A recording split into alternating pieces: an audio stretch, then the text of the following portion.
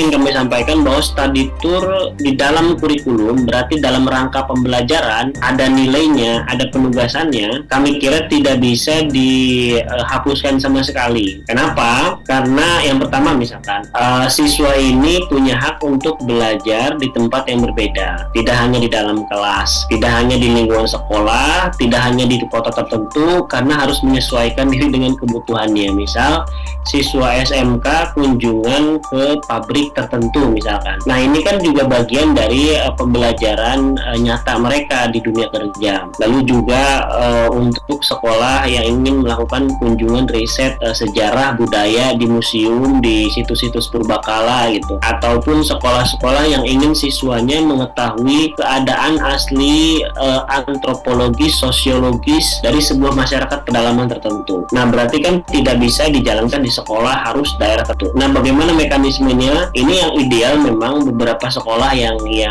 pengalaman saya pribadi dan juga teman-teman yang sudah menjalankan secara ideal ya, itu memang dijalankan secara serius, dibuat kepanitiaannya, dicek juga transportasi busnya dengan pihak travel, apakah ini merek bus yang sudah dikenal, apakah dia memang sudah dianggap aman gitu. Lalu travel agentnya juga tentu saja yang tidak berbahaya. Kenapa sih selalu timbul masalah? Sebetulnya kan soal pendanaan ya. Jadi betul tadi yang disampaikan, ada kepentingan untuk menekan harga sehingga akhirnya mencari yang murah dan tidak berkualitas seperti itu. Itu juga sebetulnya kami sebagai Perhimpunan Pendidikan dan Guru tidak menyarankan sih praktik-praktik semacam itu.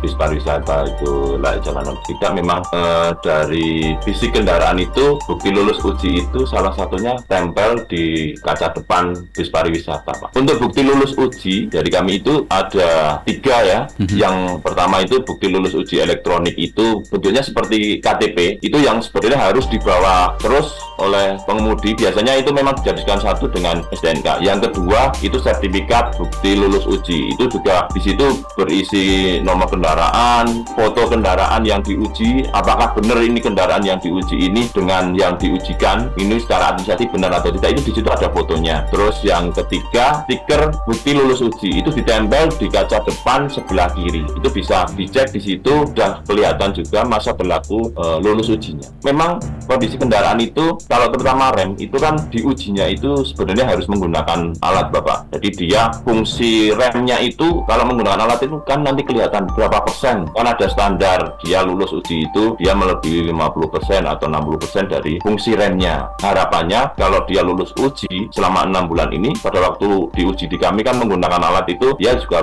lulus dari ambang batas untuk rem, dan harapannya ya kendaraannya itu layak jalan.